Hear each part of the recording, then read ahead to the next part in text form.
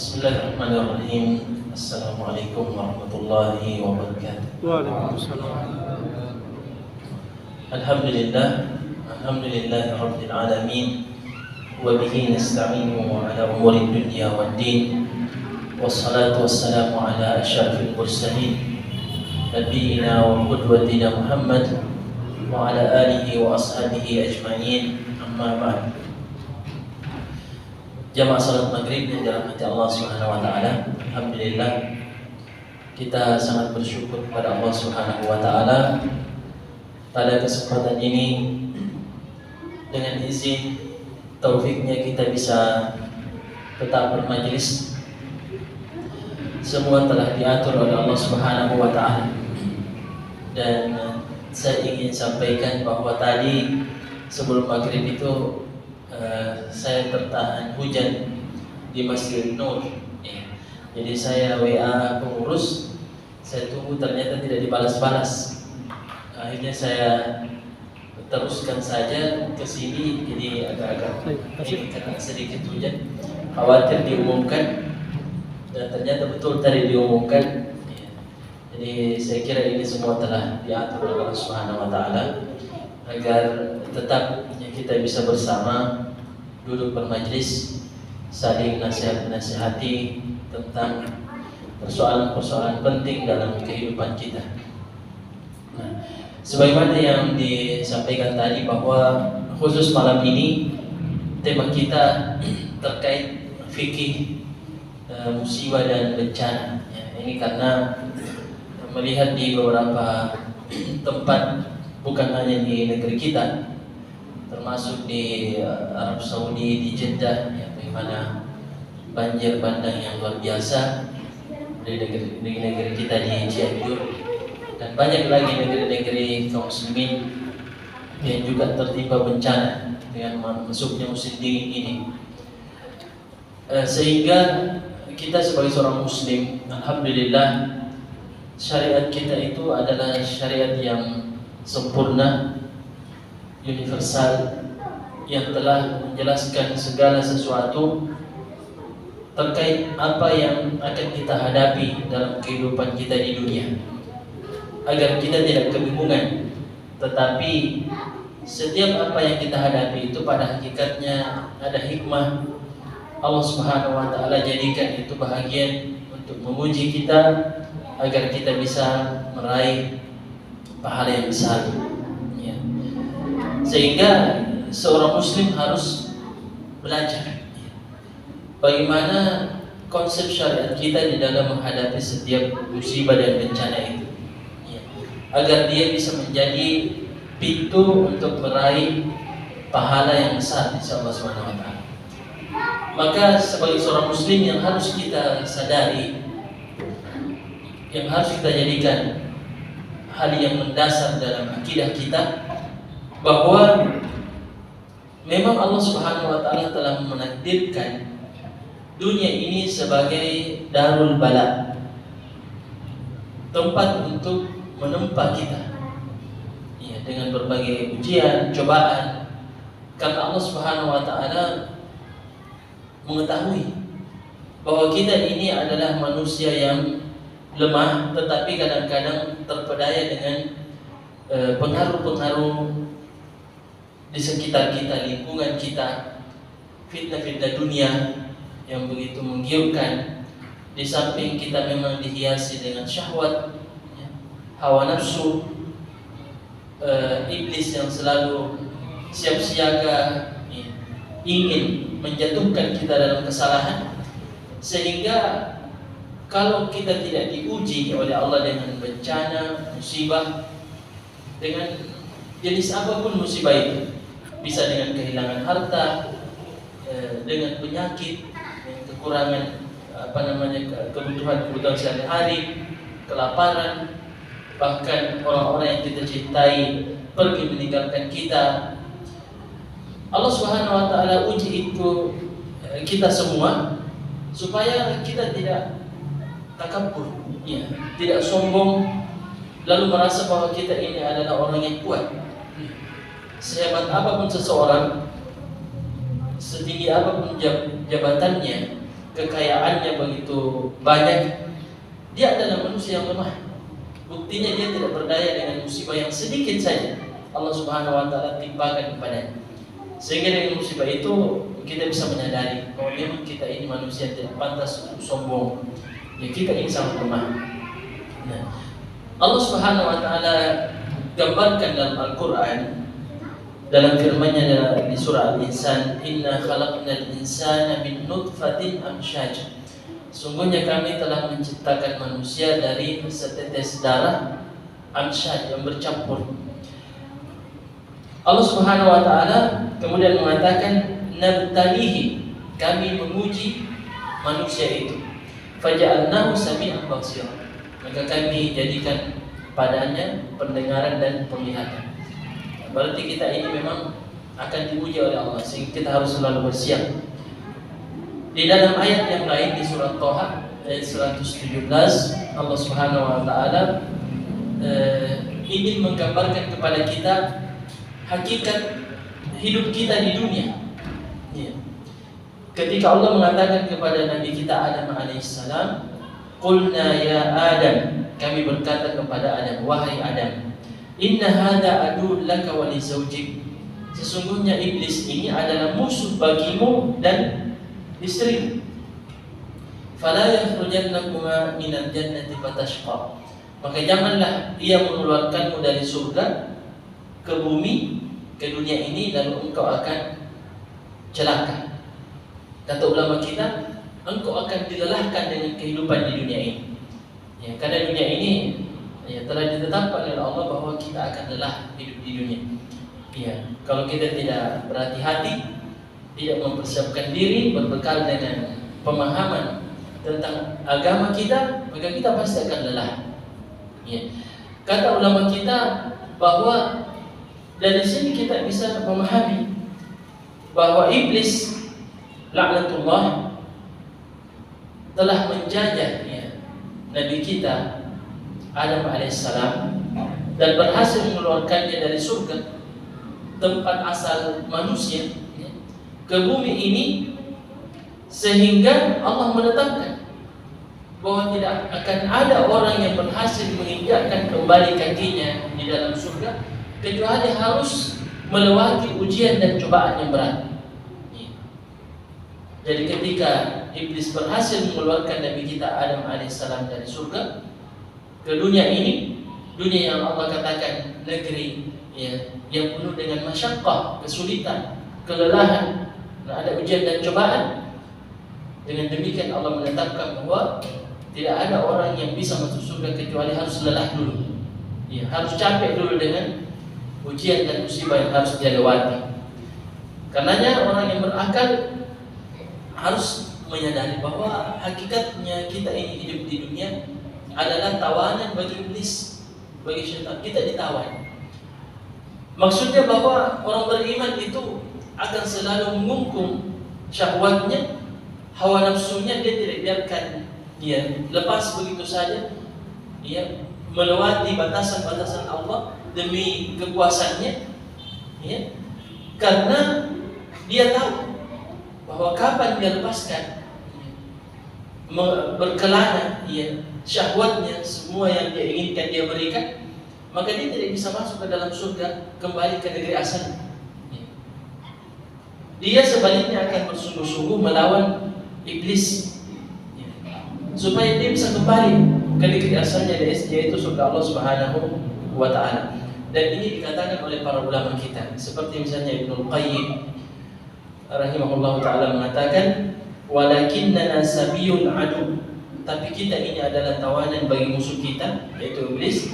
Fahal tara nuraddu ila awtanina wa nasl, maka bagaimana menurut kita, bagaimana cara kita untuk bisa kembali ke negeri asal kita, yaitu surga Allah Subhanahu wa taala, agar kita bisa selamat. Nah, jemaah sekalian, rahmat Allah Subhanahu wa taala, jika demikian bagaimana seharusnya kita mempersiapkan diri ya, di dalam menghadapi kehidupan dunia yang penuh dengan ujian dan cobaan. Pertama tentunya yang selalu harus kita perkuat dalam hati kita, akidah kita, prinsip kita, bahwa Segala sesuatu yang terjadi di muka bumi ini itu telah ditakdirkan oleh Allah Subhanahu wa taala sebelum kita diciptakan. Bahwa misalnya pada hari sekian, pada jam sekian, bahkan menit sekian kita akan tertimpa musibah sebelum kita dilahirkan di dunia. Ya, bahkan dikatakan bi khamsina alfasan, 50.000 tahun sebelum kita diciptakan itu sudah tertulis takdir kita. Tentunya kalau ini selalu hadir ya dalam hati kita tatkala kita diuji oleh Allah dengan musibah, ini akan menenangkan kita. Ya, ini akan membuat kita merasa bahwa ya, ini kan sudah diatur oleh Allah.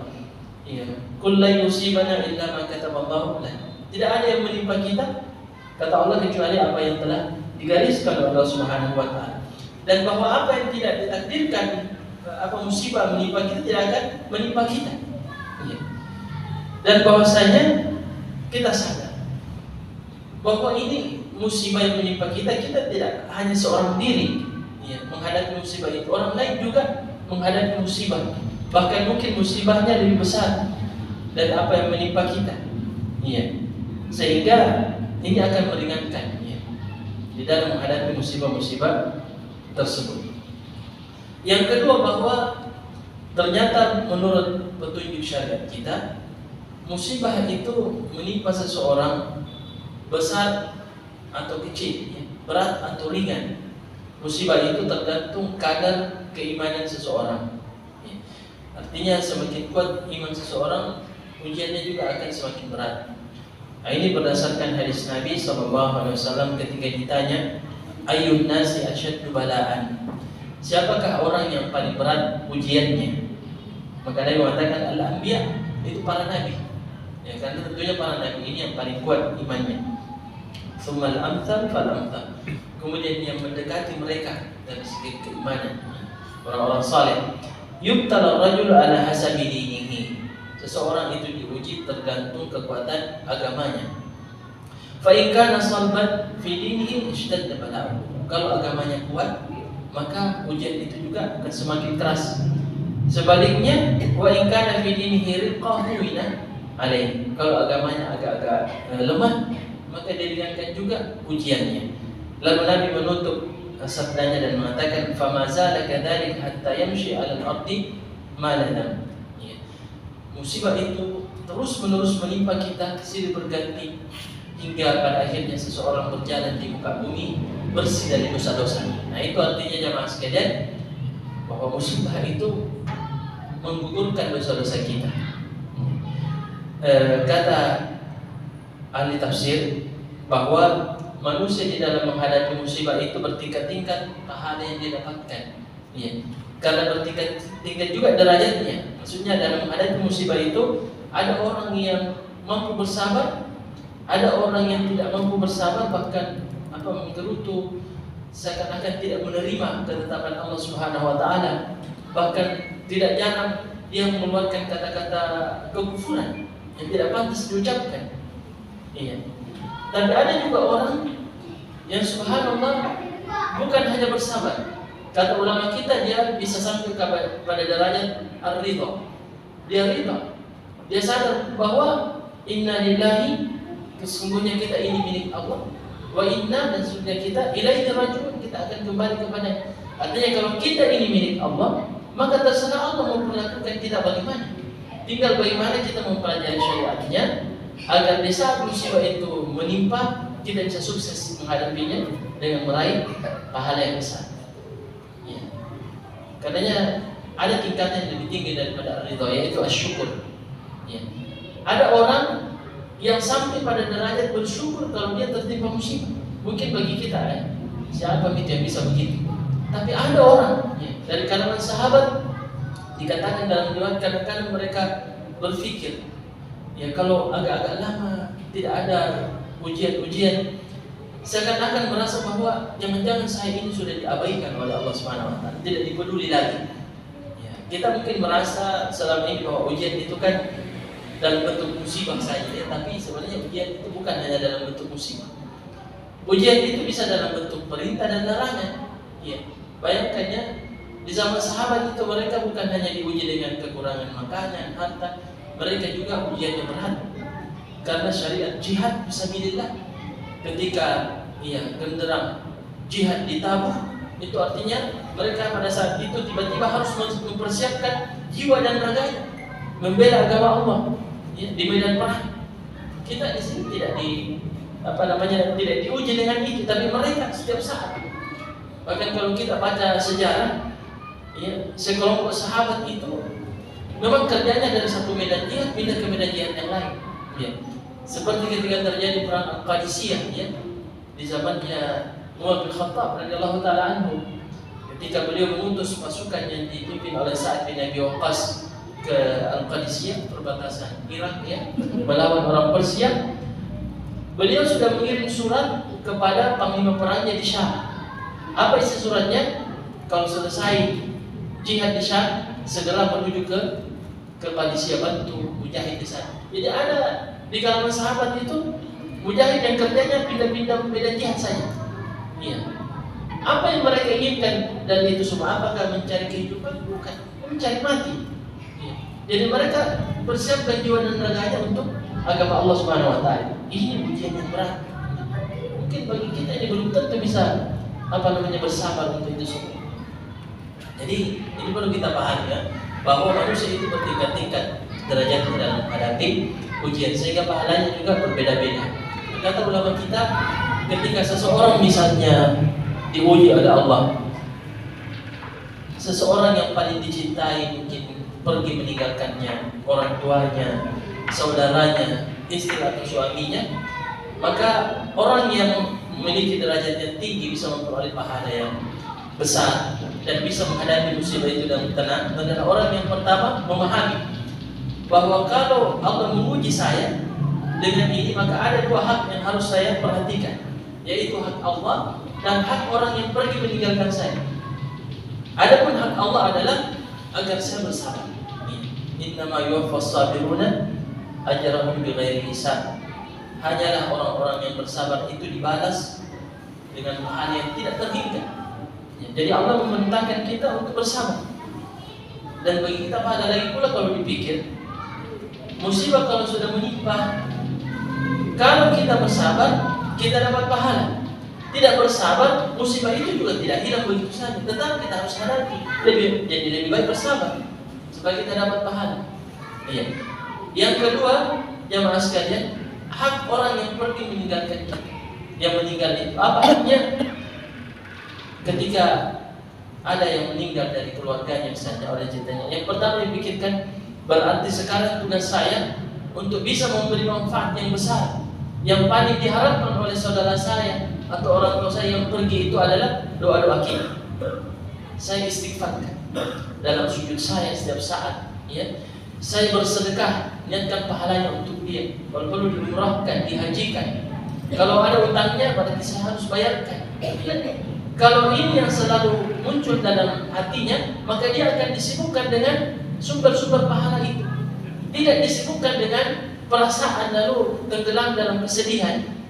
Jadi berbeda Ada orang yang ketika tertimpa musibah, pertama yang dipikirkan bagaimana supaya bisa menjadi sumber pahala bagi saya. Karena bagaimana satu persatu kita akan pergi berpisah. Entah orang lain dulu yang pergi atau kita duluan yang pergi. Kita harus sikapi dengan baik supaya kita bisa sukses. Kemudian juga jamaah sekalian, kita harus memahami bahwa tidak selamanya juga musibah atau bencana yang menimpa itu menghapus dosa atau mengangkat derajat. Kadang-kadang musibah itu jamaah sekalian menimpa seseorang, justru itu adalah hukuman bagi dia. Jadi kalau kita ingin lihat apakah musibah ini hukuman atau penghapus dosa atau pengangkat derajat, kata ulama kita itu bisa dinilai dari kondisi orang yang tertimpa musibah itu. Jika dia tidak bersabar, maka boleh jadi itu hukuman baginya. Kalau dia tidak bersabar. Dan ini jelas ulama kita mengatakan, perhatikan musibah yang menimpa, kalau itu penggugur dosa, mengangkat derajat, maka orangnya pasti bersabar. Kita akan lihat dari sikapnya, ucapan-ucapannya, maka kita tahu bahwa semoga ini penggugur dosa baginya atau mengangkat derajat. Tapi kalau ada orang tidak bersabar, apalagi musibah itu berubah menjadi musibah yang lebih besar, Ya, bisa ya. Musibah yang pada hakikatnya kecil berubah menjadi besar. Bagaimana itu? Ketika seseorang di saat tertimpa musibah yang seharusnya menjadi pelajaran bagi dia untuk lebih dekat kepada Allah, justru sebaliknya dia semakin jauh dari Allah Subhanahu wa taala. Yang dia ingat bukan Allah, ya. Tetapi tiba-tiba saja syaitan mempermainkan hatinya dan muncul khurafat, ya, keyakinan-keyakinan. Waliyadzubillah, ya, ketika terjadi misalnya gempa bumi atau tsunami, lalu mengatakan, ya, langsung lupa kepada Allah, mengatakan ini penjaga pantai ini yang marah, ya. Ini penjaganya wilayah ini yang marah sehingga terjadi gempa bumi. Ya, tidak ingat bahwa semua yang terjadi tidak terlepas dari takdir Allah Subhanahu wa taala. Dan yang dia ingat adalah selain Allah. Sehingga dia harus mempersiapkan ya ritual-ritual, ya sesajian dan lain sebagainya. Inilah musibah yang lebih besar, ya, yaitu musibah yang menimpa agama seseorang. Nabi kita mengajarkan kita kan dalam sebuah doa yang panjang, lalu di antara penggalan doa itu Nabi mengatakan, wala taj'al musibatana fi dinina. Ya Allah, jangan Engkau jadikan musibah kami terhadap agama kami. Itu paling berat. Musibah terhadap agama seperti tadi, ya, dia menjual agamanya terhadap suatu musibah yang seharusnya menjadi pintu kebaikan. Waliyadzubillah. Tapi sebaliknya, jika ada orang yang kita lihat kehidupannya baik, ya, ibadahnya baik, dia jaga dirinya dari maksiat, tapi tetap juga tertimpa musibah, ya, namun dia bisa bersabar, maka kita katakan, ya semoga musibah itu adalah pengangkat derajat baginya. Ya, itu bisa mengangkat derajatnya. Ya. Nah, kemudian jamaah sekalian Allah Subhanahu wa taala, kita sedikit menjelaskan bahwa musibah itu bermacam-macam dan cara kita menghadapinya juga bermacam-macam. Ya, tergantung bagaimana musibah itu. Kita ambil contoh musibah yang pasti pernah menimpa kita semua, ya, yaitu penyakit, ya, atau sakit. Ya.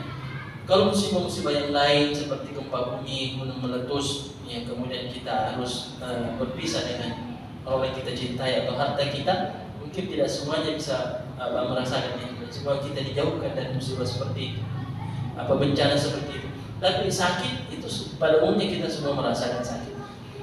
Nah, bagaimana kita menjadikan musibah, ya, atau ujian ini, sakit ini menjadi peluang untuk meraih pahala yang besar?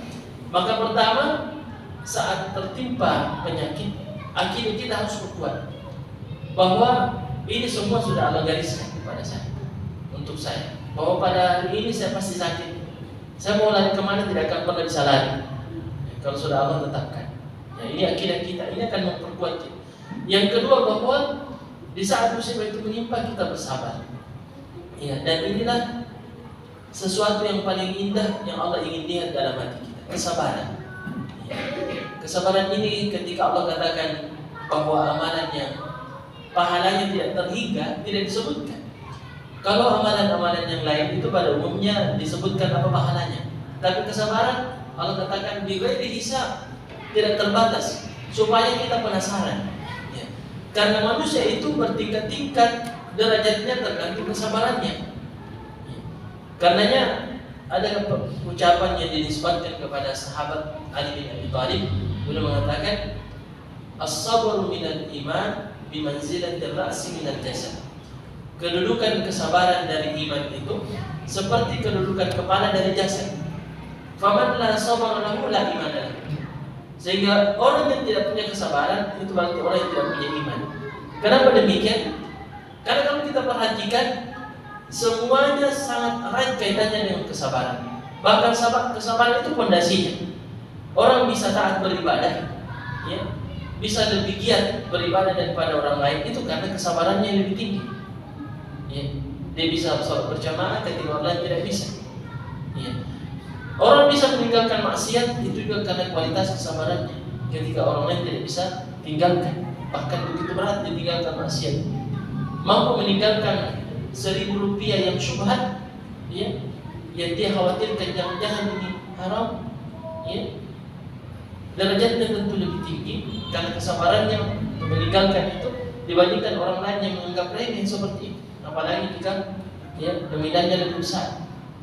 Termasuk kesabaran dan menghadapi musibah. Berarti memang kesabaran ini fondasi semuanya. Kesabaran jemaah sekalian. Yang kedua adalah menjadikan musibah ini atau ujian ini, penyakit ini peluang untuk bisa lebih dekat kepada Allah Subhanahu wa taala. Banyak orang ketika dia sehat agak-agak jauh dari Allah. Lupa. Bahkan agak-agak mudah tenggelam dalam dunianya. Ketika diuji oleh Allah dengan sakit, penyakit, baru dia angkat tangan berdoa. Kalau tidak diuji tidak perlu berdoa. Ketika diuji dengan sakit, mulai sering-sering menjaga sholatnya. Kalau dipikir tentunya lebih baik. Tapi ada juga orang yang justru menjadikan sakitnya itu alasan untuk memudahkan persoalan agama. Ketika dia sakit, baru dia mengatakan tidak bisa sholat karena sakit. Dijadikan alasan sakit itu untuk tidak sholat. Padahal kalau dipikir, Anda sakit itu artinya lebih dekat dengan kematian. Mestinya lebih sering sholat, lebih jaga ibadahnya. Bukan jadikan alasan untuk tidak sholat. Ini kita lihat di rumah sakit, alhamdulillah banyak pasien begitu. Tidak perhatikan waktu sholat.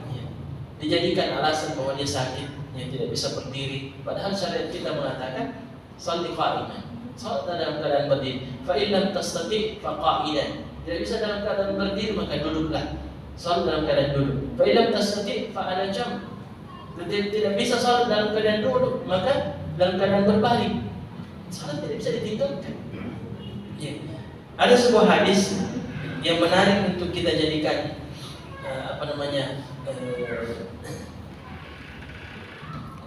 pesan yang bisa memperkuat kita di dalam menghadapi musibah dan bentuk penyakit ini, agar kita jadikan sebagai peluang untuk meraih pahala Allah Subhanahu wa taala. Lalu kita bandingkan.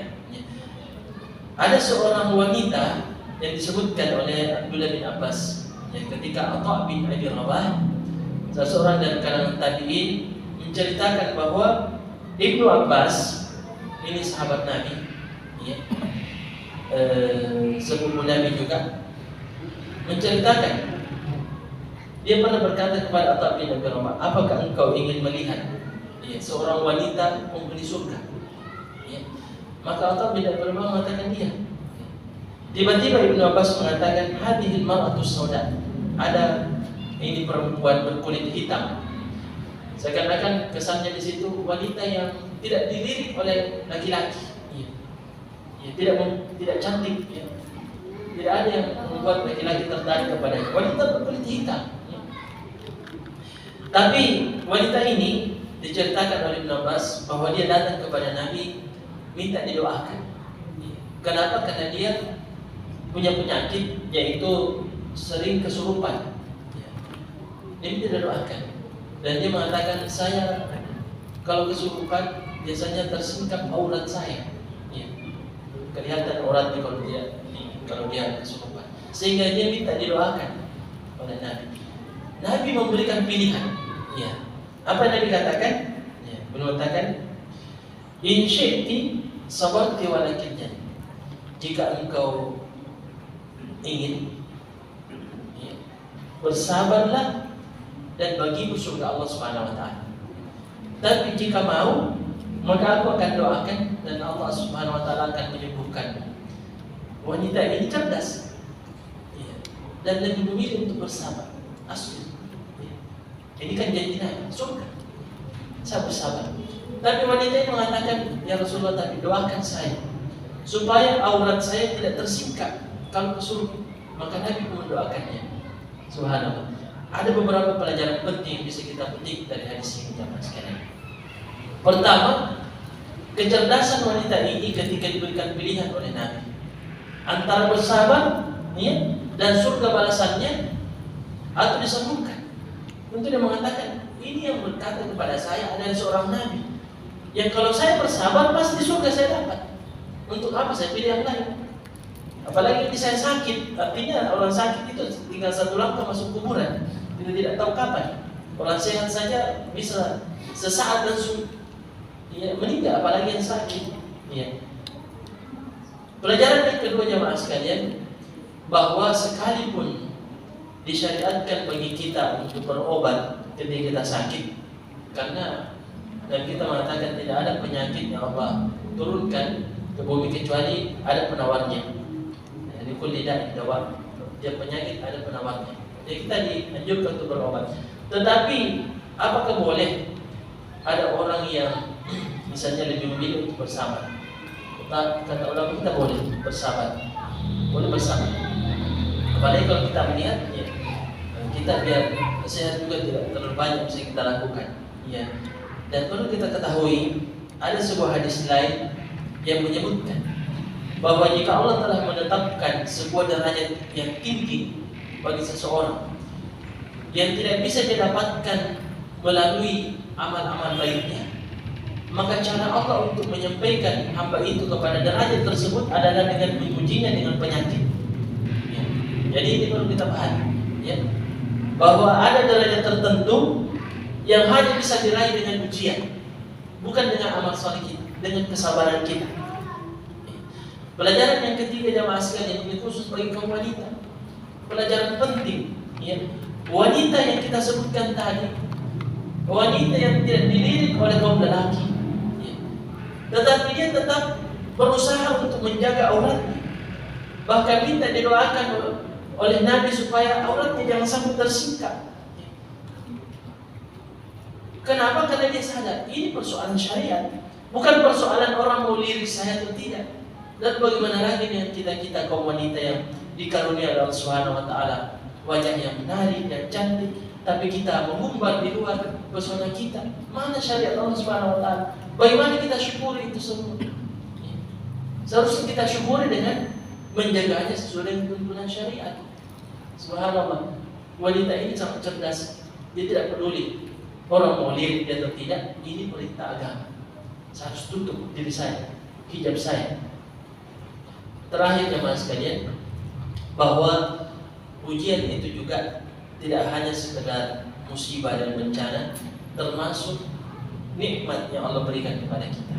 Ya. Karunia Allah, rezeki yang mungkin lebih yang Allah berikan dibandingkan orang lain, itu juga ujian. Ujiannya adalah agar kita menyadari pertama bahwa itu tiada lain kecuali datangnya dari Allah. Bukan karena kehebatan kita berbisnis, ya. Bukan karena bakat kita, potensi kita, bukan. Semua karena Allah Subhanahu wa taala. Jangan seperti Qarun. Ya, ketika ditanya tentang hartanya melimpah itu, dia mengatakan, "Inna ma utituhu ala ilmin." Ini karena ilmu saya. Kehebatan saya berbisnis, dia lupa kepada Allah. Akhirnya ditenggelamkan bersama hartanya ke bumi. Ya. Yang kedua adalah kita bersyukur. Mensyukuri nikmat itu dengan menjadikan wasilah untuk lebih mendekatkan kita kepada Allah Subhanahu wa taala. Yang kata Al-Hasan Al-Basri, jika kamu ingin melihat bagaimana, ya, dari mana dan bagaimana seseorang memperoleh hartanya, berberkah atau tidak, perhatikan kemana arahnya. Jika arah harta itu kepada kebahagiaan akhirat kita, bermanfaat ke akhirat kita, berarti harta itu berberkah. Tapi kalau membuat kita semakin jauh dari agama, berarti harta itu tidak berberkah. Nah, itu kira-kira jamaah sekalian bisa kita jelaskan tentang bagaimana fikih memahami setiap musibah atau ujian yang Allah Subhanahu wa taala timpakan kepada kita. Yang mana semuanya insyaallah baik bagi kita. Tinggal bagaimana kita berbenah diri, memperbaiki hati-hati kita, memperkuat iman kita dengan akidah yang benar, dengan konsep syariat kita yang tepat. Selanjutnya mungkin kalau ada yang mau dipertanyakan, maka kita persilakan. Nah, ini pertanyaan yang penting bagi kita semua jamaah sekalian. Saya ulangi pertanyaannya supaya jelas bagi yang mungkin tidak sempat dengar. Bagaimana cara kita mengumrahkan, ya, orang yang sudah meninggal, misalnya orang tua kita, tata caranya bagaimana? Ya. Perlu kita ketahui jamaah sekalian bahwa syariat kita memang membolehkan, ya, kita mengumrahkan orang yang telah wafat. Misalnya orang tua kita, ya, atau saudara kita yang memang sudah balik dan meninggal, ya, bukan anak kecil, ya. namun sudah balik. Kalau anak kecil itu tidak butuh ya pahala seperti itu. Yang membutuhkan itu adalah orang yang sudah balik, yang sudah akan ditanya di akhirat tentang perbuatannya, sehingga dia membutuhkan pahala. Banyak dalilnya. Yang pertama harus kita pahami bahwa kita hanya boleh mengumrahkan orang lain dengan syarat orang itu sudah tidak bisa lagi umrah, saya sudah meninggal, atau orang sakit yang memang sudah tidak sanggup lagi untuk umrah, saya sudah tua, atau penyakitnya ini sudah divonis oleh dokter bahwa tidak bisa disembuh, ya, sudah berat sekali. Maka yang seperti ini boleh kita umrahkan. Yang kedua adalah bahwa kita sendiri harus sudah lebih dahulu mengerjakan umrah.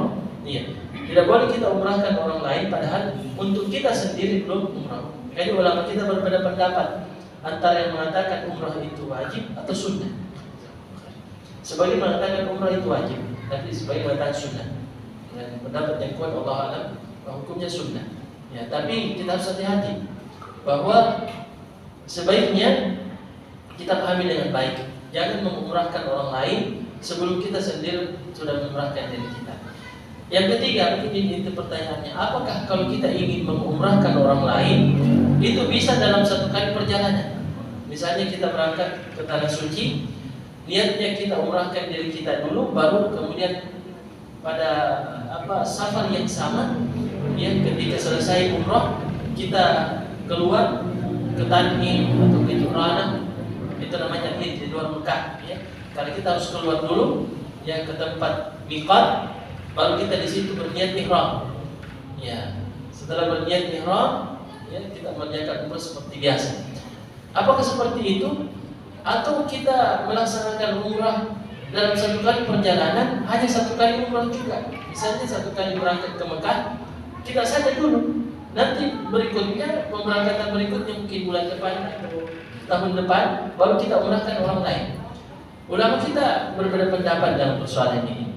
Antara yang mengatakan boleh kita mengumrahkan orang lain dalam satu kali perjalanan, dan yang mengatakan tidak. Iya.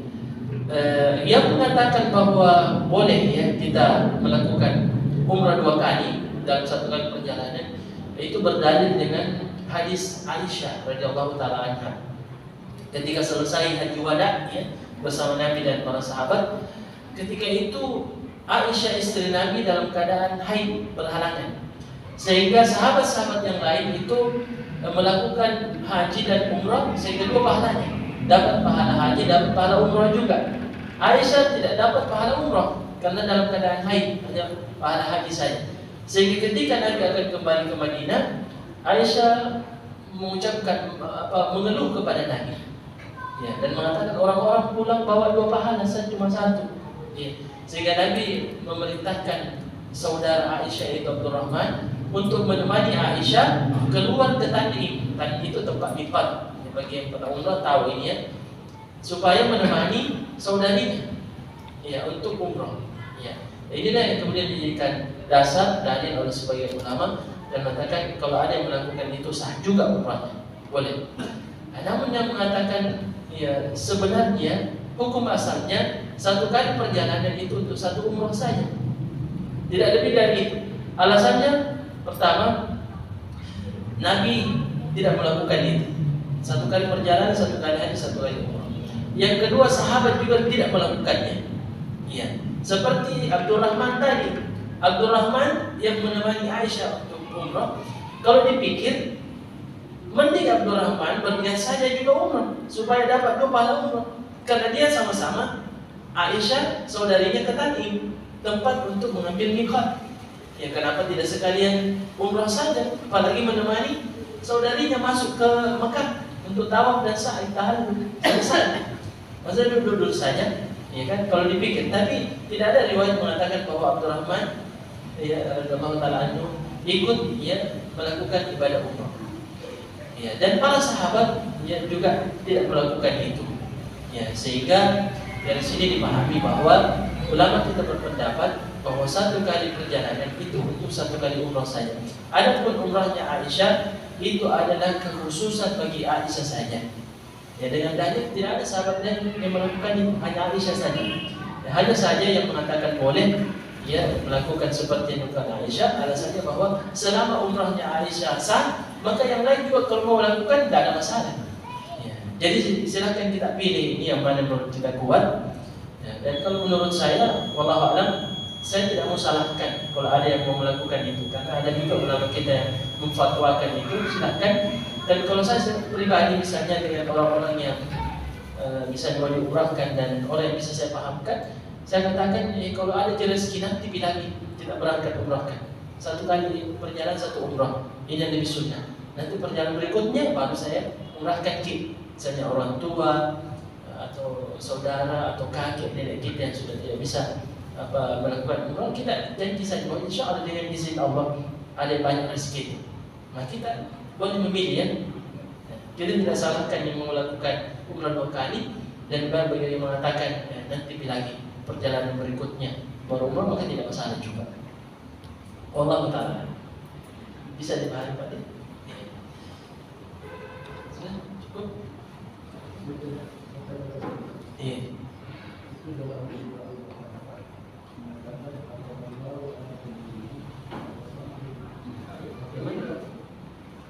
Allah menuntut hati kita, kegiatan kita, dan pendidikan kita. Kan itu suatu bencana juga bagi manusia. Bagaimana kita sebagai manusia? Baik. Ya. Jadi betul, inilah yang kita maksudkan dengan bencana yang menimpa agama kita. Ya. Karena Allah Subhanahu wa taala telah mengkaruniakan kita dengan kesempurnaan penciptaan ya. Walaqad khalaqnal insana fi ahsani taqwim. Kami telah menciptakan manusia itu dalam bentuk yang paling sempurna dibandingkan makhluk-makhluk yang lain. Ya, kita bukan hanya diberikan penglihatan, pendengaran, tapi kita juga diberikan akal, ada hati untuk mengetahui yang mana yang benar, mana yang salah. Ya, kita ada fitrah untuk beriman, tetapi tidak sedikit orang yang memanfaatkan karunia tersebut. Yang punya mata, dan kata Allah, walahum a'yunun la yubsiruna biha, punya mata tapi tidak digunakan untuk melihat tanda-tanda kekuasaan Allah, untuk beriman. Walahum adhanun la yasma'una biha, punya telinga tapi tidak digunakan untuk mendengarkan ayat-ayat Allah, tanda-tanda kekuasaannya. Ya, maka Allah Subhanahu wa taala mengatakan ulaika kal an'am bal hum adall. Mereka itulah sama seperti binatang, bahkan lebih sesat dari binatang. Kenapa dikatakan lebih sesat dari binatang? Karena kalau binatang memang tidak ada akalnya. Jadi masuk maklum ya. Kalau berbuat salah, kalau tidak mau taat, kalau tidak dikarunia akal, bisa dimaklumi. Tapi kalau manusia ada akalnya, ya, dia tahu bahwa tidak mungkin dunia ini ya berjalan begitu teratur siang malam, ya, berganti, musim juga berganti, dan semua Allah ciptakan ya makhluk hidup, binatang-binatang, ya, kemudian tumbuh-tumbuhan untuk kemaslahatan manusia. Ada perasaan sedih, ada bahagia, ya. Tapi kita tidak jadikan sebagai pelajaran untuk beriman kepada Allah Subhanahu wa taala. Ya, justru kita biarkan hidup kita tenggelam dalam pelanggaran-pelanggaran syariat Allah. Maka ini kita maksudkan bahwa inilah orang yang musibah yang menimpa agamanya. Alhamdulillah. Allah Taala. Saya kira cukup ya jemaah sekalian, mudah-mudahan Allah Subhanahu wa taala memberi kita taufik untuk mengenali agamanya dan memberikan kekuatan untuk mengamalkannya. Sebagaimana kita memohon kepada Allah untuk memperlihatkan yang batin dan memberikan kita kekuatan untuk meninggalkannya. Hadanallahu wa iyyakum, subhanakallahumma wa bihamdik, asyhadu an la ilaha illa anta, astaghfiruka wa atubu ilaik. Wa akhiru da'wana alhamdulillahi rabbil alamin. Wassalamualaikum warahmatullahi wabarakatuh.